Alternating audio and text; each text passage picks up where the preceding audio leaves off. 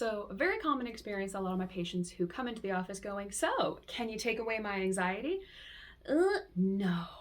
The reason I say no and make that face is I need you to have anxiety. I need you as a human to respond to an anxiety provoking situation with anxiety.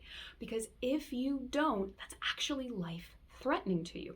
Bear with me when I explain this. The part of our brains where anxiety lives, our occipital lobe, back here. Our anxiety fundamentally is designed for preparation or readiness for when danger appears. It is our body's way of attuning to different stressors or different stimuli around us. For example, say that you're camping in the woods and you hear growling in the middle of the night. You might notice your heart palpitating a little bit. You might notice your ears going, huh?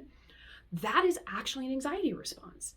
Please have that anxiety response so that you can listen, have your heart rate, be really concentrating on that stimuli, and then you hear barking and you go, oh, it's someone's dog, and then you hear people talking and the dog is taking a pee-pee outside. So then your body can go, way to go, anxiety. That is what you want it to do. Because if you didn't have anxiety, you would probably sleep through that whole thing, or you might hear it and go, I hear a sound right there. But then if it's a lion and a tigers and bears, oh my, you wouldn't respond to attuning to it, paying attention to it so that you can re-regulate. And that fundamentally will increase the likelihood that something bad could happen.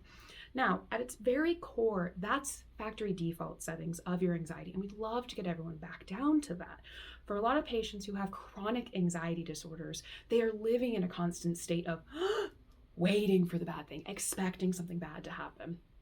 And that's the thing, is I never want to get rid of your anxiety. I want to reduce the intensity of your anxiety in response to a thought, a stimuli around you. I don't want you going around your entire life as if there's a lion chasing you. That is exhausting. It's why so many patients, so many people who have chronic anxiety are fatigued constantly, have higher degrees of chronic pain conditions, sexual difficulties, their bodies ache, their jaws hurt. Let me tell you about TMJ up in the jaw. The longer and longer you experience chronic anxiety, because it's honestly, your system's too hot, turned on, too hot, too much.